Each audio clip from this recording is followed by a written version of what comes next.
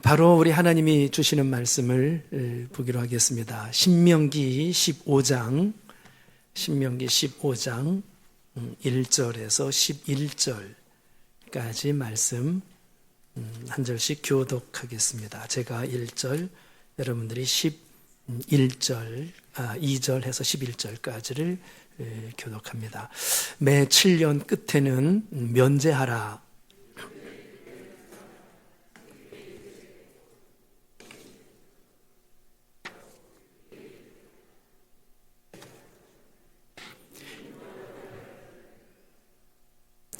이방인에게는 내가 독촉하려니와 내 형제에게 구워준 것은 내 손에서 면제하라.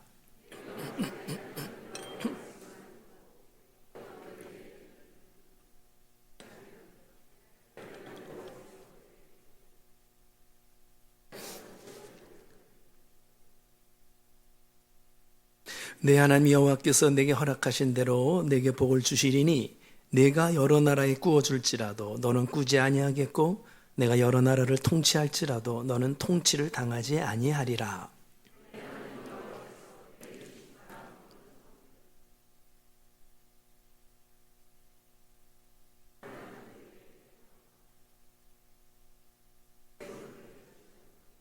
반드시 네 손을 그에게 펴서 그에게 필요한 대로 쓸 것을 넉넉히 구워주라.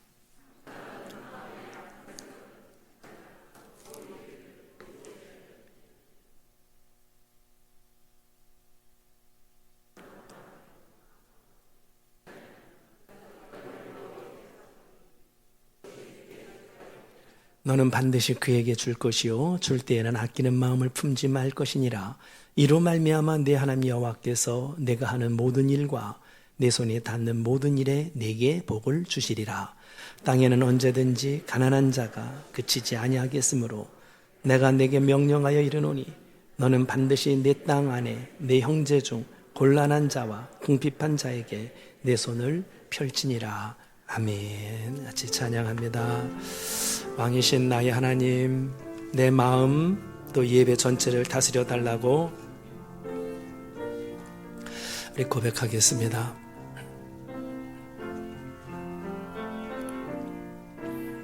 왕이신 나의 하나님, 내가 주를 높이고 영원히 주의 이름을 송축하리이다.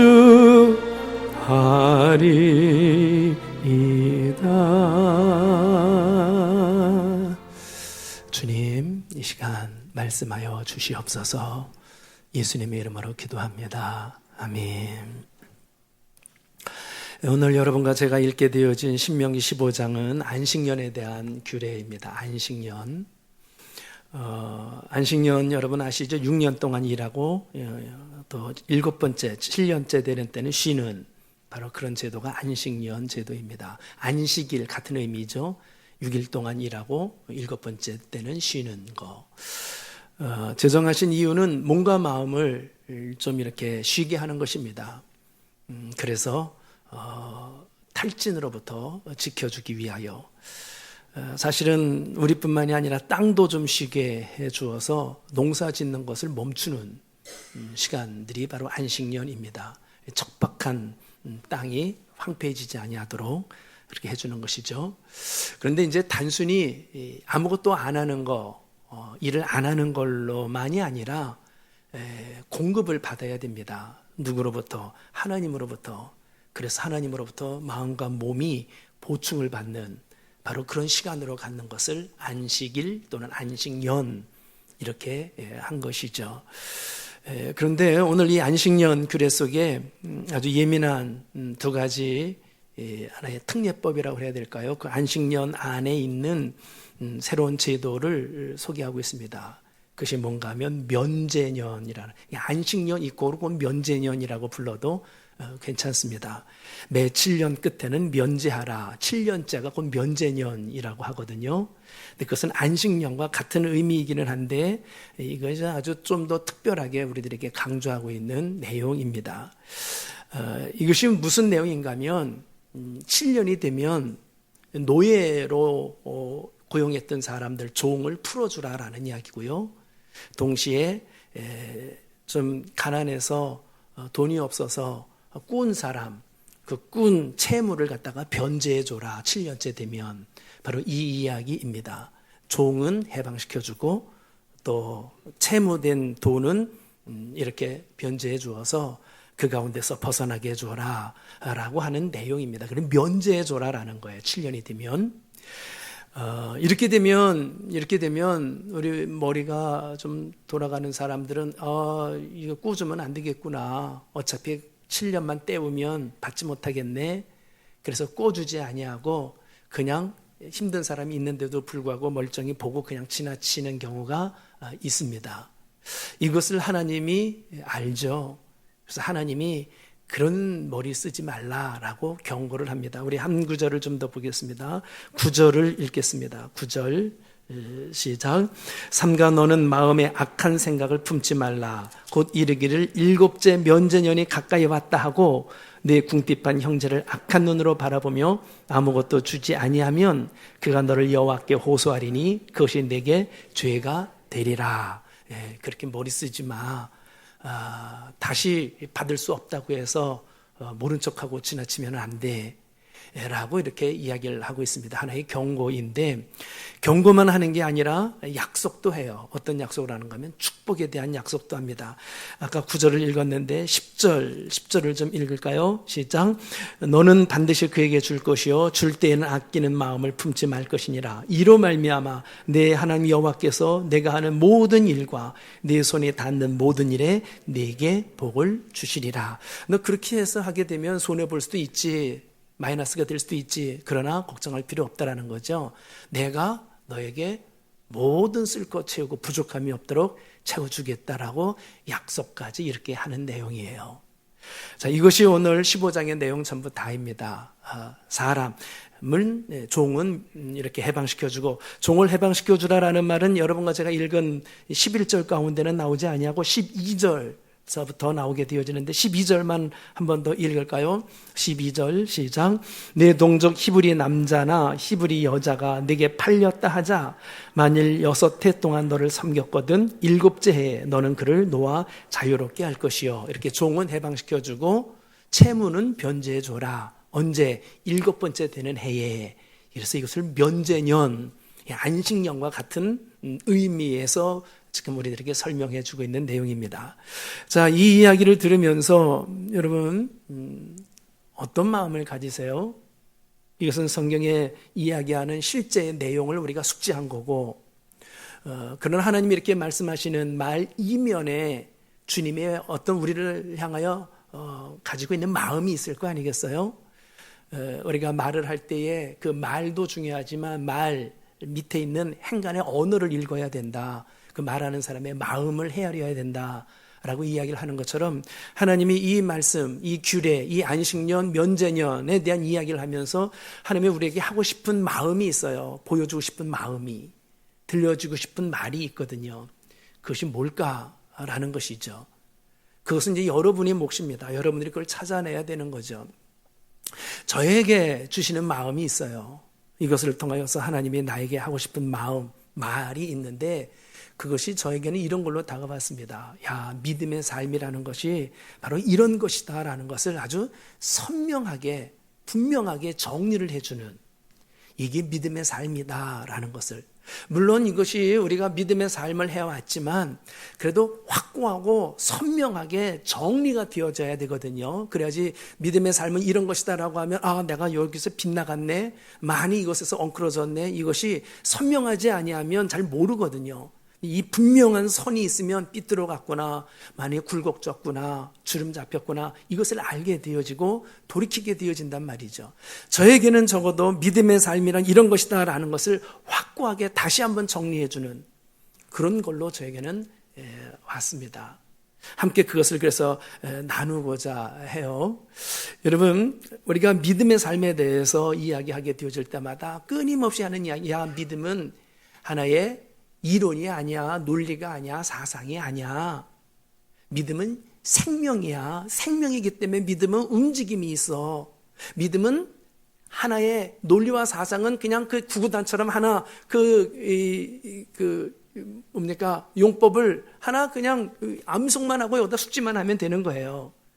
근데 믿음의 삶은 그게 아니고 삶이에요. 오직 의인은 믿음으로 살리라라고 했던 것처럼 살아가는 삶의 연속이에요. 생명이기 때문에 움직임이 있어요. 내가 믿음이 있다라고 한다면 믿음의 모습이 행동으로든지 말로든지 인격으로든지 삶으로든지 뭔가가 보여져야 돼요. 이론이 아니고 보이지 않는 이론이 아니고 논리가 아니고 사상이 아니기 때문에 삶이기 때문에 행동이기 때문에 몸으로 움직이는 거이기 때문에 보여진단 말이죠. 이게 믿음의 삶이라는 것에 대한 정리이자 자연스러운 하나의 논리인데 여러분 우리가 마태복음 13장에 보면 천국에 대한 비유를 이야기하게 되어질 때에 씨앗이 밭에 뿌려진다라고 해요. 씨앗에 뭐가 있는 거예요? 생명이 있습니다. 그래가지고 그게 머물러 있는 게 아니라 그게 살아있어요. 그래서 뭔가가 올라오고 점점 커지고 이렇게 잎사귀가 나오고 꽃이 피고 열매가 맺게 되어지는 실제가 살아 움직임에 대한 부분이 보여진단 말이죠. 내 심령 속에 생명이신 주님이 들어왔다라면 주님은 여기에 머물러 있는 하나의 이론이나 공식으로만 앉아있는 게 아니라 그 주님이 살아 움직인단 말이에요. 그래서 내 몸을 통하여 나오게 되어지고 내 말을 통하여 인격을 통하여 나오게 되어진단 말이죠. 오직 의인은 믿음으로 말미암아 살리라라는 삶이 펼쳐지는 거. 이게 믿음입니다. 한번 돌이켜서 자기에게 적용해 볼까요? 내 믿음 생활하고 있는데 내가 믿음의 삶이 실제로 사람들 앞에 본인이 스스로가 확인할 수 있는가? 하나님 앞에서 확증하게 되어지는 그 삶이 행동으로 몸으로 나타나고 있는가?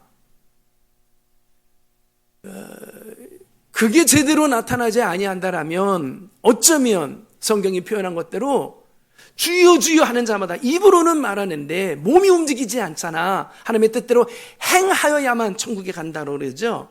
주여 주여 하는 자마다 천국에 갈 것이 아니요 하나님의 뜻대로 행하는 자라야. 그리고 생명에 들어왔으면 움직이고 몸이 같이 움직여요. 하나님의 뜻대로 움직이는 그런 행동이 있고 삶이 있단 말이죠. 그게 진짜 믿음. 야고보서에서는 뭐라고 그러죠? 행함이 없는 믿음은 죽은 믿음이다라고 이야기하는 것처럼 그래요. 영혼이 없는 몸이 죽은 것처럼 행함이 없는 믿음 죽은 거야. 믿음은 움직임이야, 삶이야, 나타남이야, 보여짐이야. 이론이나 공식 속에 머물러 있는 거 아니야. 구구단에 공식 하나 집어넣었으니까 난 이제 모든 거 구구단은 곱셈은 다 알아. 이런 식으로 하나님은 이제 다 알아. 이런 정도가 아니야. 하나님이 네 안에 생명으로 오셨어. 그래서 하나님과 더불어 생명의 삶을 사는 거야. 그것을 동행이라고 그래. 이제는 네 뜻이 아니라 하나님의 뜻대로, 네 힘이 아니라 하나님의 힘대로 모든 인생을 풀어가는 거야. 그것이 삶 속에서 행동 속에서 나오는 거야. 이게 믿음이야. 근데 오늘날 머리는 있는데 몸이 움직이지 않는 믿음이 있단 말이에요. 머리는 있는데 몸이 움직이지 않는다. 병원에서도 머리에 생각은 있는데 몸이 움직이지 않는다. 그거 뭐라고 그래요? 그냥 죽은 자랑 똑같다라고 이렇게 하죠. 뇌사 상태라고 이렇게 이야기까지 해요. 움직이지 아니하면 야고보서에서 이야기한 것처럼 죽은 믿음이다라는 이야기예요. 움직이지 아니하면 그대로 움직이는 믿음이어야 되는데 오늘 여러분 이 믿음에 대한 부분을 정리하면서 제가 이렇게 두 가지 기둥으로 내 가운데는 확고하게 좀 더 이렇게 정리를 하게 됐어요. 이미 뭐 생소한 거 아닙니다. 그럼에도 불구하고 더 선명하게 저는 정리를 하게 되는 기회가 됐는데 믿음의 삶이란 그런 무엇입니까? 라고 이야기를 한다면 수없이 들었던 이야기 그것은 하나님 앞에 순종하는 삶이다라는 걸로 더 선명하게 내가 만약에 순종하지 않으면 적어도 이 순간만큼은 난 믿음 죽은 거야. 하나님을 믿는다라고 30년, 40년 내가 신앙생활을 했는데도 적어도 이 말씀 앞에 순종하지 않는다라면 이 시간 나의 믿음은 죽어 있는 거야. 내 믿음은 여기서 냄새나고 있어. 사탄이 조롱하고 있지. 순종과 믿음은 같은 어간이에요. 똑같이 가요. 움직임이에요. 동사형입니다.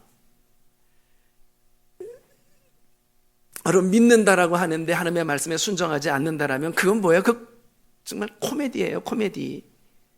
순종하지 않는다라면 그건 뭡니까? 안 믿는 거죠. 못 믿는 거죠. 못 믿으니까 아니 이거 너 투자하면 5배 결과가 온다. 믿으면 그거 투자 안 할 사람 있겠습니까? 네, 안 해요. 그건 뭐예요? 못 믿는 거죠. 근데 믿는다고 순종 안 한다. 믿는다고 하는데도 불구하고 그건 못 믿는 거예요.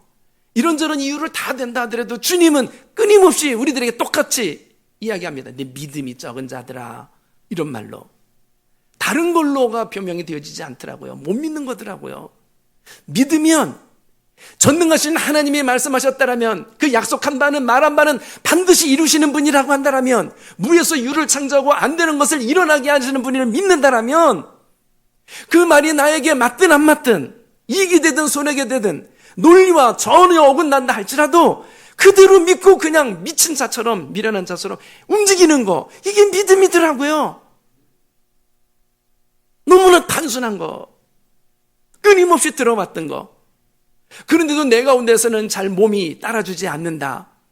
그만큼 믿음이 적다라는 이야기이고, 믿음이 없다라는 이야기의 반증이에요. 믿음의 삶은 내가 스스로가 확인해야 돼요. 너희가 믿음 안에 있는 것 스스로를 확증하라. 동시에 하나님 앞에서도 확증해야 돼요. 무엇으로? 몸으로, 움직임으로, 삶으로, 행동으로. 생명이 있는데 움직이지 않으면 그 생명 아니잖아요. 믿음은 생명이신 주님을 받아들인 거 아닙니까? 주님이 내 가운데서 죽어 있는 게 아니라 움직이지 않습니까? 하나님의 말씀은 살았고 운동력이 있어. 그래서 움직인단 말이죠. 근데 제멋대로 움직이는 게 아니라 하나님의 뜻대로, 그분이 이제 내 주인이니까 내 것은 내려놓고 주님의 뜻대로 움직이게 되어지는 것이 믿음인 것처럼, 믿음의 삶이란 무엇입니까? 라고 묻는다면 순종의 삶입니다 라고 단호하게. 엘리야에게 바알과 아세라 선자들과 더불어서 영적 전투를 벌이게 되어지는데, 제단을 쌓고 거기에 불이 임하면 그 신이 진짜 살아있는 신이다라고 결투가 벌어졌잖아요. 근데 하나님이 엘리야에게 하는 이야기가, 야, 그 제단에 꼬랑을 파놓고 거기다가 물을 갖다가 가득히 부어라. 아니, 불이 내리는데 물을 갖다가 부으면 어떻게 되는 거예요? 불 끄는 행동이잖아요. 불을 붙게 해야 되는데 불 끄는 행동을 먼저 이렇게 하라라는 거가 아무래도 이론에 맞지 않고 논리의 계산에 상식이 안 맞아요. 그런데도 불구하고 어떻게 합니까? 또랑에 부어요. 근데 어떻게 됐어요? 불이 임해서 그 물을 다 핥아버렸어요. 태워버렸어요. 여러분, 이론에 맞고 안 맞고에 관계없이 엘리야가 그렇게 행동을 한 것은 사람들의 눈에 비춰봤을 때는 미련한, 어리석은, 미친 짓. 근데 그는, 그들에게는 그렇게 미친 짓, 어리석게 보이나 하나님 앞에서는 그 믿음의 적극적인 행위예요. 하나님이 말씀하셨다라면 모든 사람들이 입은 잠잠하라. 그 말씀은 쓸 것이지만 너희들의 말은 전부 다 무너질 거야. 이것이 자기 안에 굳건하게 있던 거예요. 그 어떤 사람들에 의해서 이상한 소리를 듣든지 간에 믿음으로 움직인 거, 순종한 거, 이걸 뭐라고 그래요? 그걸 믿음의 사람, 믿음의 삶, 이렇게 표현을 하더라고요. 믿는다고 모든 삶이 믿음의 삶이냐? 그게 아니더라고요. 믿지만 불신앙적인 삶을 산 게 더 많은 부분을 차지하고 있더라고요. 그래서 거기에는 역사가 나타나지 않아요. 여리고성 때문에 우리가 앞을 나가지 못한다. 그래서 여리고성을 어떻게 하면 저걸 무너뜨릴 수 있는가? 아무리 거기서 세미나하고 연구하고 토의하고 한다 하더라도 끝도 없어요. 여리고성은 주님이 시키는 대로 한 바퀴씩 두 바퀴씩 돌아야지만 여리고성이 무너져요. 움직이지 아니하면, 실제로 말한 바대로 행하지 아니하면 아무 역사가 나타나지 않아요. 믿음의 능력이 있고 믿음의 역사가 나타나게 되어지는데 행동하지 아니하니까, 죽은 믿음이니까 역사도 없고 능력도 없어요. 요단강 안에 들어가, 그래야지만 너 문둥병이 고침을 받아. 안 들어가면 아무리 내가 믿음 생활을 50년 했다 하더라도 역사는 나타나지 않아요. 들어가야지만 믿음이 드디어 발휘된 것이고 그 발휘된 믿음에는 역사가 나타나게 되어지는데 왜? 주님이 약속한 것은 반드시 이루니까. 결국은요, 믿음은 순종의 모습, 문제들하고요. 여러분 지금 안식년을 지키래요. 쉬운 문제일까요? 7번째는 아무것도 하지 말라는 거예요. 아무것도 하지 말라. 이거 절대로 쉬운 문제 아닙니다. 만약에 아무것도 하지 아니하게 되어지면 당장에 물질적인 어려움을 겪게 되어지고 생계의 위험을 1년 아니라 일주일 중에 하루, 주일날은 하지 마라고 하는데 그날도 일주일, 주일날이 제일 대박, 제일 그때가 좀 경기가 활성화되어질 수 있고 돈을 벌 수 있는 기회인데 그날 쉬면 이거 되겠는가? 이것부터 걱정이 되어져서 쉬지 못하는 경우가 많이 있어요. 예? 일주일에 하루 쉬는 것도. 근데 이건 1년을 통으로 쉬라라는 거예요. 쉬운 일일까요? 쉽지 않은 일이에요. 위험 당할 수도 있고 생계에 곤란을 겪을 수 있게 되어지고 어쩌면 이제까지 세우는 기업이 망할 수도 있어요. 근데 7번째는 무조건 쉬라라는 이야기입니다. 여러분 그것을 지킬 수 있다라는 것, 순종할 수 있게 되어진다라는 것은 철저히 그 다음에 있는 하나님의 약속, 그 뒤는 내가 책임져. 이 말에 대한 믿음이 있기 때문에 쉬는 거예요. 믿음 없이는 불가능한 일입니다. 근데 그것을 알았습니다 하고 움직이지 않아요. 그건 믿음입니까? 못 믿기 때문에 쉬지 못하고 행동하는 거예요. 그러나 믿는 사람은 그 말씀대로 정말 쉬는 거예요. 행동으로, 순종으로, 몸으로 하나님의 말씀을 그대로 삶 속에서, 행동 속에서, 인격 속에서 나타내느냐 나타내지 않느냐가 그의 믿음을 확증한, 스스로도 확증할 수 있어요. 나 정말 믿음 있는 사람 맞네, 이 정도면. 내가 이거를 손해보는 걸 뻔히 알면서도 하나님의 말씀이기 때문에, 하나님을 믿기 때문에 자기 스스로도 믿음을 확인하게 되어지고 하나님에게서도 나의 믿음을 확증하게 되어지는 기회이기도 하고 그렇더라고요. 사람이 떡으로만 살 것이 아니요 하나님의 입에서 나오는 말씀으로 말미암아 산다라고 되어졌는데 정말 그의 말씀을 따라서 움직인다라는 것은 믿음 없이는 불가능한 일이고 그것을 통하여 믿음을 확증하는 거더라고요. 이미도 이야기했던 것처럼 많은 부분이 믿는다고 하면서 믿음으로 살지를 못해요. 오직 의인은 믿음으로 말미암아 살리라라고 했는데 의인이라고는 이야기하지만 믿음으로 살지 아니함으로 인하여 믿음의 백성으로서의 모습은 타산하고 믿음의 역사는 없게 되어지고 그래서 오히려 세상 사람들에게 조로 나가게 되어지는 일들이 너무너무 나의 삶 속에서 한 8할 정도가 그러지는 않을까? 이 말씀을 통하여서 그래, 믿음은 분명히 움직이는 거야.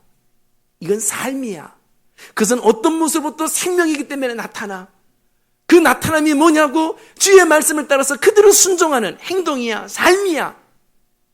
직접 몸이 움직이는 거야. 머리는 있는데 몸이 움직이지 않는다고? 입술로는 주여 주여 하는데 몸이 움직이지 않는다고? 그것은 변질되어진 믿음이지. 그것은 괴물과 같은 믿음이지.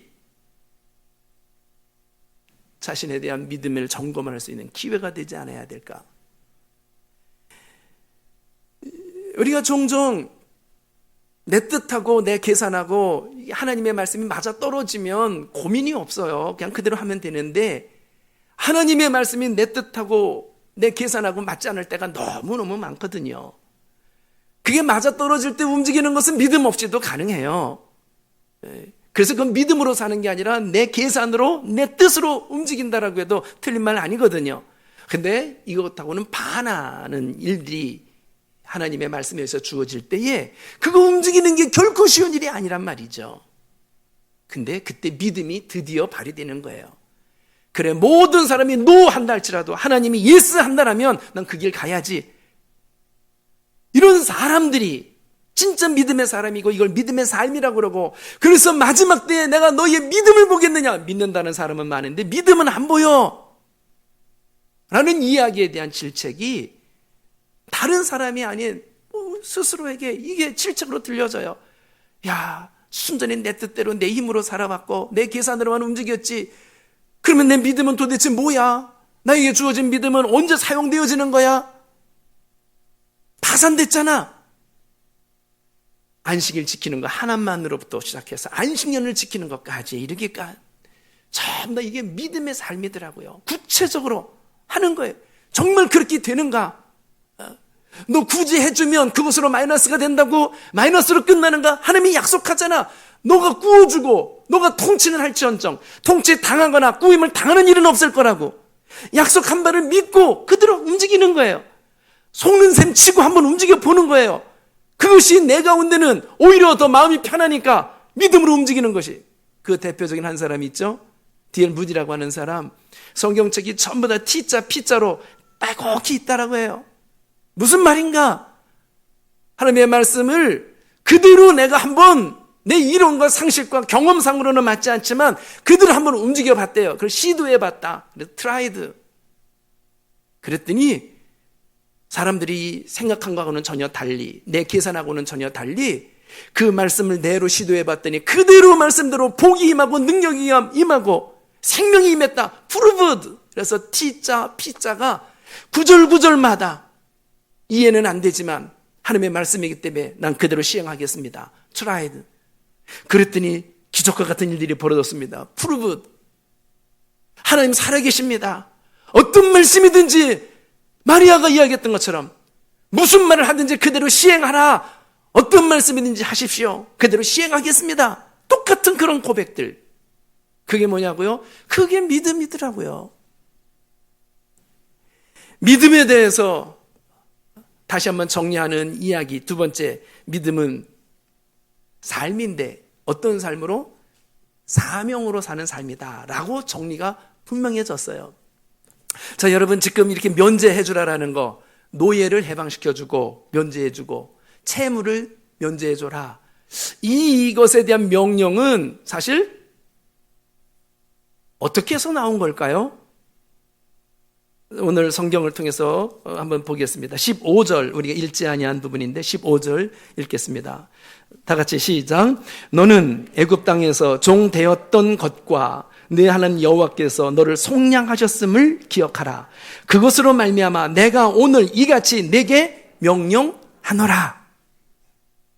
종을 해방시켜주고 채무에 대한 부분을 변제해줘 라고 이렇게 명령하는 근거와 이유, 출처와 원인은 너희들이 그 가운데서 면제받은 사람들이야.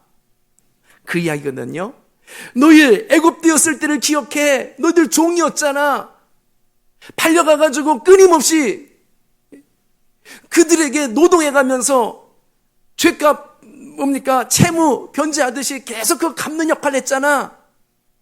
근데 그거 전부 다 면제해주고 종이로부터 자유케 해주어서 너희들 건져내 줬잖아. 면제론의 최고의 혜택은 먼저 너희들부터 받잖아. 바로 그 이야기예요. 너희가 이런 혜택을 받았다면, 너희가 하나님으로 덕을 이렇게 입었다라면, 하나님은 덕택이 구원함을 받고 혜택을 받고 면제를 받게 되어졌다라면 이제는 너희의 덕을 사람들이 좀 보게 해줘야지. 똑같이 너희와 같은 신분과 처지에 있는 사람들이 너희를 바라보고 있잖아. 그 이야기예요. 여러분, 이스라엘 가난 때문에 부득불 고향을 떠나서 이국 땅인 애굽으로 간 겁니다. 먹을 것이 없어서 기근 때문에 애굽에 가가지고 거기서 먹을 것 얻어먹게 된 거거든요. 근데 이제 돌아와야 되는데 주구장창 여기가 조사원해 가지고 머무르다 보니까 어느 사이엔가 마치 불 위에다 비커 올려놓고 개구리 갖다 놓았더니 어느 사이엔가 계속 살아 오르고 있는데도 불구하고 뜨뜻한 물이 익숙해져 가지고 머물러 있다가 삶아진 것처럼 거기 머물러 있다 보니까 나중에는 바로의 종이 되어져 버리고 말았어요. 그리고 거기에서 끊임없는 노동에 착취를 당하게 되어졌고요. 삶의 의미도 없고 끊임없이 종으로서 노동만 하다가 그의 인생이 마쳐버리게 되어지는 그런 모습으로 전락되고 말았어요. 소망도 없고 삶의 이유도 의미도 찾지 못하게 되어지고 종으로서 존재감도 없이 그렇게 살아가게 되어지는 애굽에서의 삶이었단 말이죠. 그들이 누군데요? 이스라엘. 이 히브리인이라고 하는 말은, 히브리라는 말은 원래 애굽에서 사용되는 언어인데 거기서 하비루라는 애굽 언어입니다. 근데 하비루라는 말은 이 이스라엘 백성 때문에 만들어진 단어이죠. 그 하비루의 말은 뜻인데 노예, 나라 없는 사람들, 채석공, 이게 하비루예요. 그래서 이 말은 결국 무슨 말이에요? 너희들 노예된 종된 신분에서 삶의 의미를 찾지 못하고 고통스러운 매일의 일상의 삶을 살게 되어진 고통의 연속으로부터 건짐을 받게 되어진 자들, 이게 히브리라는 뜻이에요. 너희들이 이름 자체가 고통 속에서, 노예 속에서 건짐을 받게 되어진 자들이야. 너희들이 존재가 그런 존재인 것을 안다라면 올챙이적 생각해야지.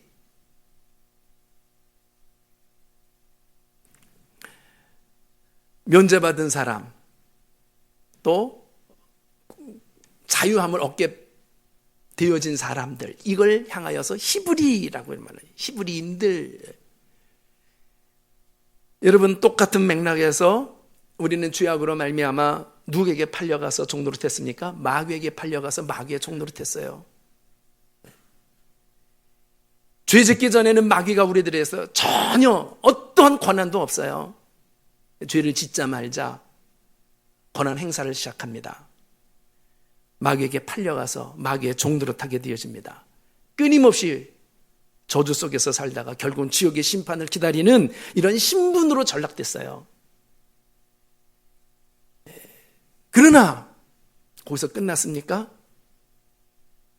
안타깝게 여기는 우리 주님이 나를 불쌍히 여기사 예수 그리스도로 인하여서 죄에 팔려가 마귀의 종된 자리에서 우리를 해방시켜줘요. 종된 자리에서 우리를 건져해줘요. 죄값을 치르는 고통과 저주의 채무를 변제해줘요. 당신이 대신 다 치름으로 인하여 죄값을 치르지 않게 해줘요. 그리고 마귀의 종된 자리에서 건져내 하나님의 자녀로 삼아줘요. 자유인으로 삼아줘요. 우리가 영적인 합의루예요. 주님에 의해서 구원함을 받게 되어진, 종으로부터 면제를 받게 되어진, 모든 채무로부터 변제를 받게 되어진 영적인 히브리인이란 말이에요. 이런 혜택을 누구나가 다 받는 거냐고요? 그렇지 않아요. 모든 민족 가운데서 히브리 민족만 구원을 이렇게 받았어요. 그들만 혜택을 누리게 됐습니다. 그들만 선택을 받게 되어졌습니다. 모든 사람에게 주는 것이 아니란 말이에요.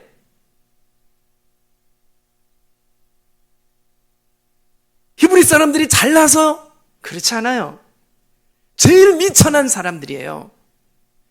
여러분, 그 당시만 보더라도 이스라엘 최고로 작은 나라에 미천하고 볼품없는 신대륙인 아메리카나 오세아니아 없을 때 아닙니까? 그러니까 아시아, 유럽, 아프리카 그 사이에 낀 제일 작은 나라, 많은 열국의 거대한 나라들 다 제껴놓고 그 나라를 하나님이 집어놨어요.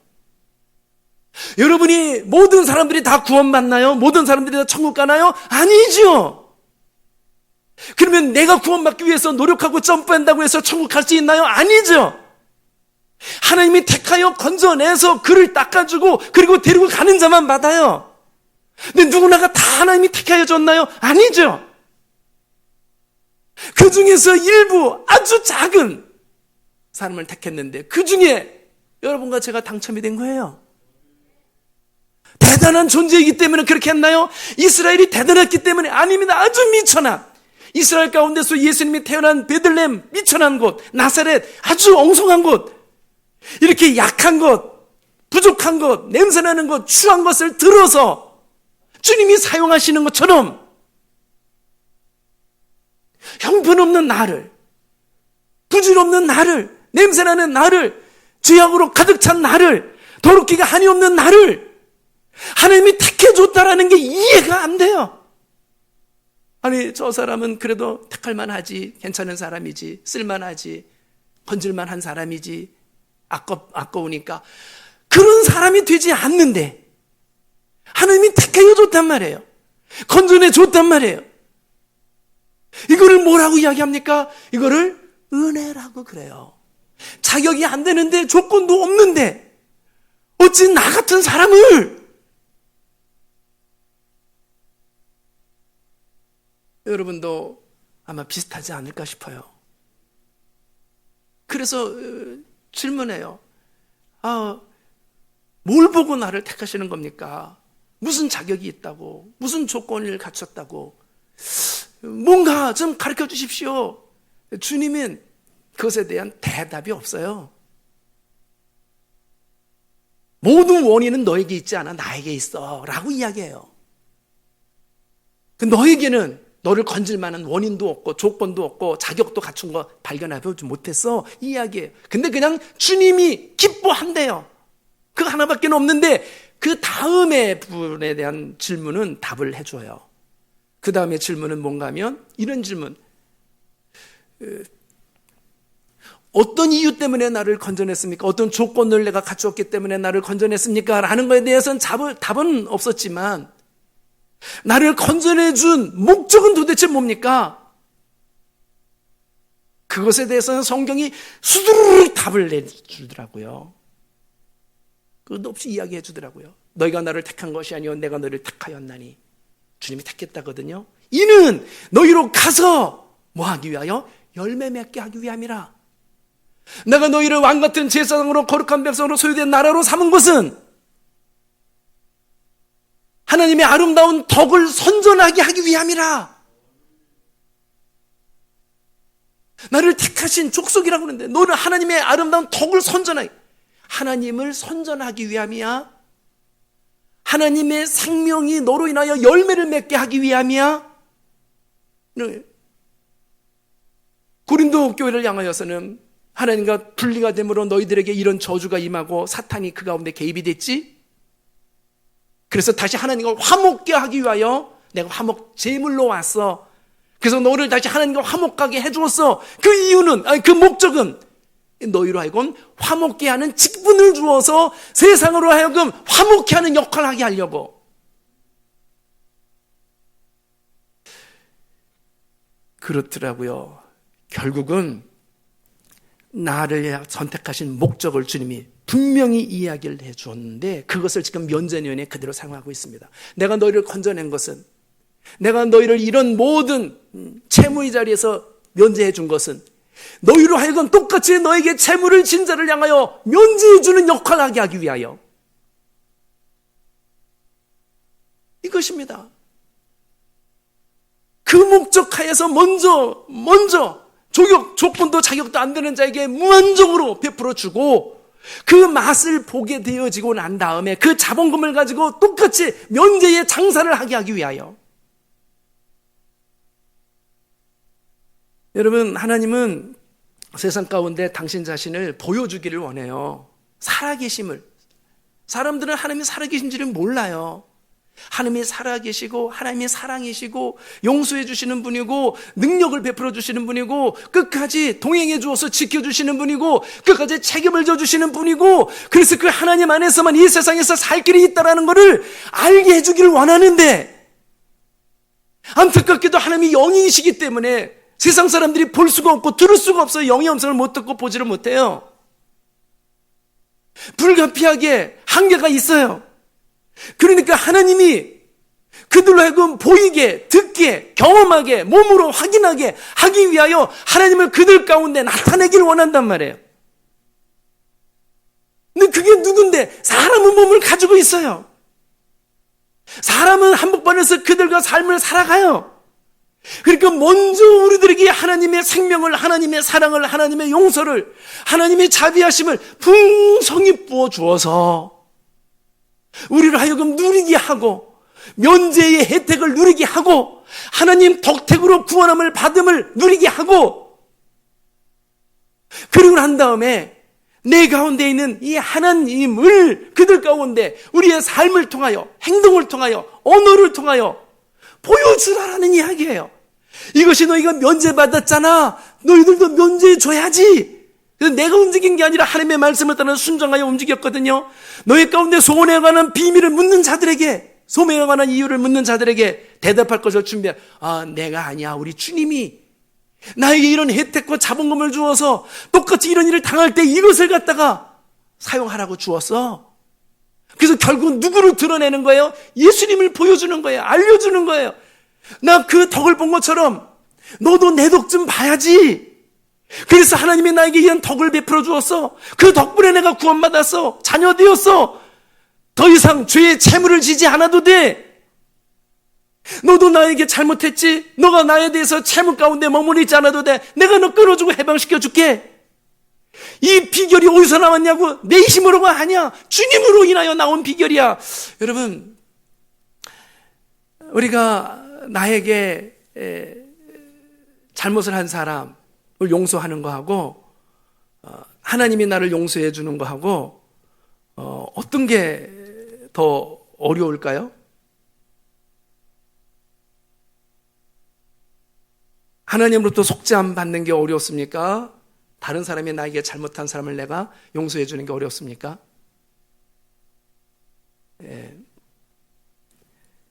원수 사랑한다라는 거, 잘못한 사람을 용서해 준다라는 거 너무 힘든 일이에요. 이건 우리의 본능하고 맞지가 않아요. 우리 본능은 잘못하면 한 대 주워 박는 게 우리의 본능이기 때문에 그 사람 때문에 마음고생하고 물질 고생하고 물질 손해보고 삶이 핍절된 거 생각하면 쳐다보고 싶지도 않죠. 용서 절대 할 수 없죠. 그를 용서하려면 정말로 큰 대가를 치르지 아니하면 용서하기가 힘들어요. 그런데 또 반대로 이렇게 좀 방향을 틀어서 하나님이 나를 용서하는 데 있어서도 하나님이 큰 대가를 치르지 아니하면 나를 용서하기가 힘들어요. 나도 역시 나에게 잘못한 자를 용서해 주려면 큰 희생을 하지 아니하면 용서해 주기가 힘들고요. 근데 어떤 게 더 클까? 어떤 게 더 힘들을까? 라고 할 때에 우리는 당장은 나에게 잘못한 사람을 용서해 주는 게 너무 힘들어 보이고 하나님의 용서는 그냥 받으면 되는 거니까 이렇게 여겨지지만 정말 힘든 것은 하나님이 나를 용서하기가 너무너무 힘든 거였어요. 그걸 뭘로 알 수 있는가 하면 나 용서하기 위하여 지불한 비용이 어마어마하거든요. 그건 힘들었다라는 이야기예요. 나를 용서하기 위하여 하나님이 들어간 비용이 성경은 그거를 우리가 그래야지만 이해가 빠르니까 돈으로 환산을 해줬습니다. 얼마 비용 지불했게요? 마태복음 18장에 보니까 1만 달란트 지불했어요. 그런데 내가 누구를 용서해 준다고요? 그때 들어가는 비용은 100데나리온이에요. 아무리 나를 힘들게 했다 하더라도 그를 용서해 주는데 들어가는 희생의 비용은 100데나리온. 1만 달란트 100데나리온이니까 이게 만과 100으로 생각되어지는데 절대 그렇지 않습니다. 우리 돈으로 아예 그냥 원래대로 한다면 1달란트는 6,000데나리온, 1데나리온은 하루 품삯. 그러면 1달란트를 벌기 위해서는 6,000일을 일해야 되는데 약 20년을 일해야 돼요. 100년을 산다면 몇 달란트 버는 거예요? 5달란트. 근데 얼마만큼 빚진 거예요? 1만 달란트. 죽었다 살았다 100번 한다 하더라도 500달란트밖에 갚을 수 없어요. 그러니까 1만 달란트 빚졌다라는 것은 아무리 별짓을 다 한다 하더라도 도무지 돈으로 환산할 수 없는, 갚을 수 없는 액수예요. 100번 한다 하더라도 500달란트밖에 안 되니까. 1만 달란트 빚졌. 근데 그래도 그냥 그때의 물가, 지금의 물가 가지고 돈으로 환산해 봤더니 약 5조 원. 5조 원 이상의 계산 안 나오는 거이지만 굳이 한다면 5조 원. 그 다음에 100데나리온은 약 1,000만 원. 좀 어느 정도인지 감이 오죠? 하나님이 나 용서해 주기 위하여 5조 원을 탕감해 줬어요. 그 5조 원 가지고 너한테 혹시 힘들게 하는 사람 있으면 그 사람 용서해 줄 때 이 5조 원이란 자본 가지고 하나씩 탕감해 줘라 너도.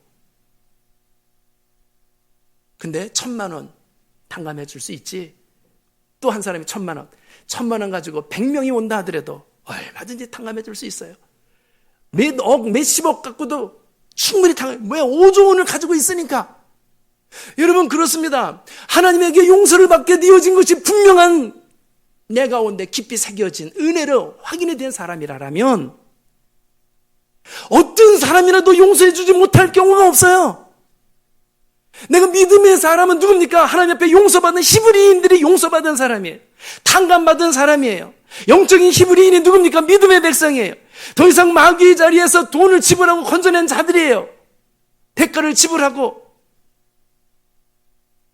여러분, 어느 누구도 용서해주지 못하겠냐? 100데나리온 받은 사람을 안 되겠는데 용서 못하겠다, 저 감옥에 집어넣겠다 했더니요, 주님이 하는 이야기가 뭐예요? 야, 5조 원 가지고 탕감하는 데 쓰라고 그랬더니 5조 원은 그대로 뺑기쳐버리고 탕감을 쓰지 않으면, 탕감할 때 쓰라고 준 5조 원은 그러면 어떻게 하냐? 그거 다시 회수다. 회수하게 되어지는 순간 그도 어디로 가요? 감옥으로 가게 되어지는. 그렇습니다. 너가 면제 받았잖아. 너 탕감 받았잖아. 너 구속 받았잖아. 너 속죄함 받았잖아. 그것이 너 가운데 이 자본금이야. 그거 가지고 너에게 힘들게 하는 사람, 그 사람에게 이거를 면제해줘. 탕감해줘. 면제해줘. 이것이 면제눈의 제도란 말이에요.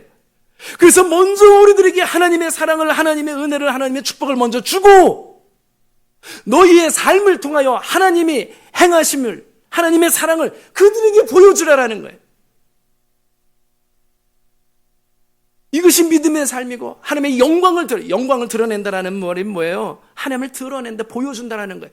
하나님의 영광이 임했다. 뭐로? 구름으로 임하는 게 아니라 너로 인하여 하나님의 영광이 드러나게 해. 이제 너를 보고 하나님을 보았다라고 생각하도록. 우리가 하나님 덕을 보아서 하나님 덕들이 여기 오게 되어졌다는 것처럼 사람들이 너 덕택에 라는 말을 할 수 있도록. 근데 알고 보니까 너가 아니라 너 안에 계신 주님이 그를 그렇게 이끌었다라는 것을 만나는 믿음의 자리로 결국 그도 오게 되어지는 축복을 누리게 하기 위한 하나님의 방편이란 말이죠.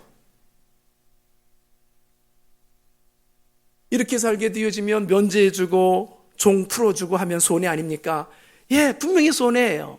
그러나 그것은 육안으로, 근시안적으로 보면 손해지만, 그렇게 따지게 되어진다면 예수님만큼 손해본 사람 더 있을까요? 최고의 손해본 자가 예수님이죠. 근데 그게 진짜 손해일까요? 아니죠. 그 뒤에 영광으로 바뀌어지.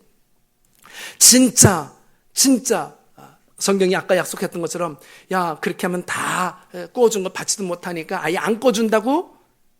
그렇게 악한 생각 품지 말고 구워줘, 탕감해줘, 면제해줘. 그러면 어떻게 한다고 그래요? 주님이 훨씬 더 많은 것으로 채워주겠다라는 거 아닙니까? 실제로 그렇고요. 여러분, 이게 진짜 복이일 수밖에 없는 이유는 첫 번째, 이 행복이 거기에 와요. 그러니까 받는 자보다 주는 자가 복되다라고 하잖아요. 여러분, 이 세상에 내가 왜 온 거예요? 쓸데가 있어, 쓸모가 있어서 온 거 아닙니까? 세상이 내 덕 좀 봐야 되는 거 아닙니까? 그래서 내가 세상에 온 거예요. 그래서 주님이 나를 구원시켜 준 거고요. 그래서 쓸모 있는, 쓸데 있는 인생을 살다 보니까 그것이 내 존재감으로, 가치로 와닿게 되고, 그것이 나의 행복이에요.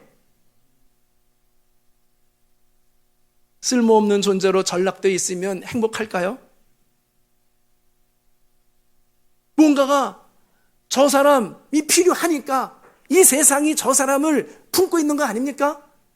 필요 없으면 이 세상에, 나중에요, 이 세상에 하나님의 백성이 더 이상 있어야 될 이유가 없으면 하나님이 하나씩 다 철거해요. 별들도 철거해가고 태양도 철거해요. 하늘에 있는 별들을 과실 떨어지게 하듯 주님이 떨어지게 한대요. 쓸모없어요. 우리를 위해서 지금 조명을 비추고 있는 것, 쓸모가 있기 때문에 거기에 머물르게 한 것인데, 쓸모없게 되어지면 철거시키죠. 이 세상에 우리가 쓸모있는 존재로 파송을 받게 되어진 건 말이죠. 그 쓸모있게 내 덕에 세상이 살아 움직이게 되어진다면 나는 쓸모있는 인생이고 그때 행복이 있고 가치가 있는 거 아닙니까? 그것이 뭐예요? 그것이 이 세상에 오게 되어진 사명이고 구원받은 사명이에요. 동시에 그렇게 하는 자가 행복감으로만 그치는가? 아닙니다. 필요를 채우시고, 쓸 것을 채우시고, 필요를 채우시고, 주님 안에서 직접적인 복을 받게 되어진다. 실제로 주는 자가 더 복되도다라고 했던 것처럼 끊임없이 남의 덕이나 보는 사람 있잖아요. 얻어나 먹는 사람, 계속 그 사람은 그 타령이에요. 주는 사람, 잠언 성경에서는 하나님이 꿍고로 간주해요. 하나님이 채무자가 되겠다라는 거예요. 그래서 내가 갚아줄게. 훨씬 더 큰 이자로 주는 사람 훨씬 더 복을 받아요. 훨씬 더 복을 받습니다. 우리나라 많은 예들 중에 우리나라가 선교사가 많이 파송되어지는 것만큼 1인당 국민소득이 점점 늘어나게, 더 많은 돈이 빠져나가는데 소득은 더 늘어난다. 좋은 하나의 사례 아닙니까? 교회 안에서도요, 교회를 위하여 열심히 보이지 않는 곳에 기도하는 사람이 있어요. 그 사람 덕에 교회가 세워져요.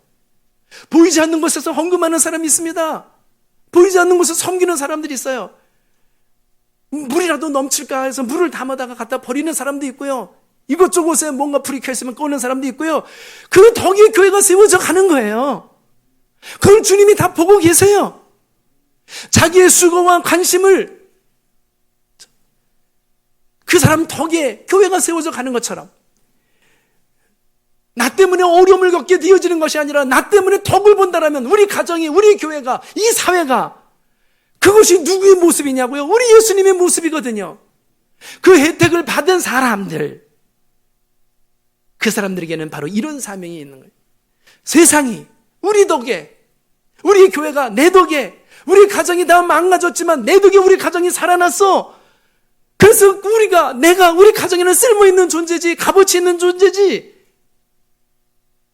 여러분, 면제년 면제해 주라라는 겁니다. 베풀어 주라라는 겁니다. 너희들이 그런 존재였었어. 너희들이 면제받은 사람이었었어. 너희들이 그 가운데서 모든 채무를 변제받은 사람이었었어. 그거는 왜 쑥했는지 알아? 바로 이때 쓰게 하려고. 수많은 사람들이 너의 채무를 변제받기 위하여 네 앞에 줄 서 있어. 그때 너도 변제해줘. 그때 너 앞에서 종살이 하는 사람 풀어줘야 돼. 이때를 위하여 너를 면제해 준 거야. 그들을 이름하여 히브리인이라고 그래. 오늘날로 이야기하면 그리스도인이야. 그리스도인 때문에 그래서 세상이 살아나는 것처럼, 진정한 그리스도인 때문에 그 가정이 살아나고 교회가 살아나고 민족이 살아나는 것처럼, 바로 그런 역할을 누가? 주영광교회 교인들이. 믿으십니까? 가짜 그리스도인 말고 진짜 그리스도인이 되어져서, 내가 이 세상에 와서 하루를 산다 하더라도 이 세상에 내가 사명이 있어서 왔다라는 그 존재감을 따라서 산다라면 내일 죽어도 여한이 없는 거 아니겠습니까?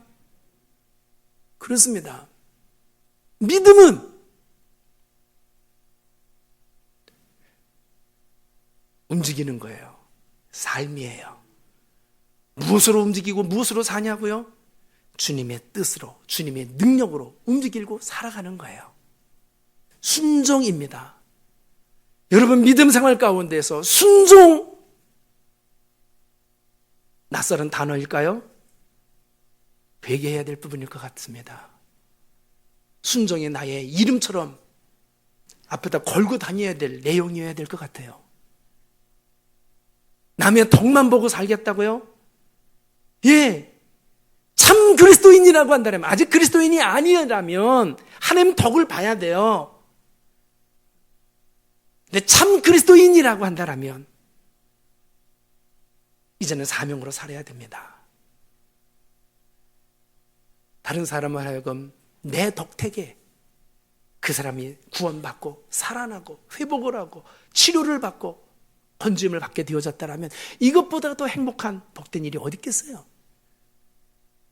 저는 우리 주영광교회가 지향하는 바를 바로 똑같이 참 크리스찬으로서의 믿음의 삶을 삶으로 내 스스로도 믿음을 확인하고 하나님 앞에도 확증하면서 세상 앞에서는 많은 사람들이 내 덕을 볼 수 있는 삶을 살게 되어진다라면 그것은 제대로 된 믿음의 길을 가고 있다는 것에 대한 반증이에요. 우리 교회 교인들이 다 이 길을 가기를 주의 이름으로 축원합니다. 이것이 참신앙의 여정입니다. 이 축복의 역사가 우리 모두에게 있어지길 주의 이름으로 간절히 축원하겠습니다. 자비로우신 아버지 하나님, 믿음이라는 허울을 쓰고 믿음으로 살지 아니한 모습이 혹 나의 모습이지는 아닐까 하나님 앞에 조심스럽게 올려놓습니다. 내가 진정한 믿는다라면 어찌 주님의 말씀 앞에 등지고 헛으로 듣고 딴 길로 행하겠습니까? 어떤 일이 있다 할지라도 정말로 팥으로 메주를 쓴다 하더라도 그 팥을 가지고 메주를 쓰는 그런 순전한 순종의 사람들 되게 하여 주시옵소서.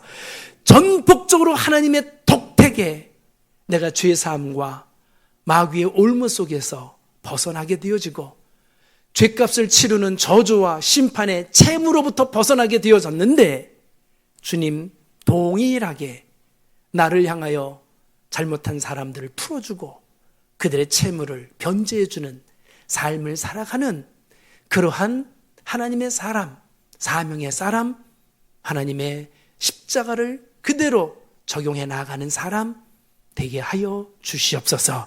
세상이 나 때문에 독택 혜택을 누리고 우리 가정이, 우리 교회가 내 덕택의 혜택을 누리는 그런 인생이 될지언정 나 때문에 피해를 보는 이런 인생이 되지 않게 하여 주시옵소서. 오늘 예배에 참석한 한 사람 한 사람들을 꼭 붙잡아 주시어서 조금도 흐트러짐이 없는 믿음의 올곧은 길로 다 한 가지로 향해 갈 수 있도록 강하게 붙잡아 주시옵소서. 이 모든 말씀을 우리 주 예수님의 이름으로 기도하옵나이다. 아멘.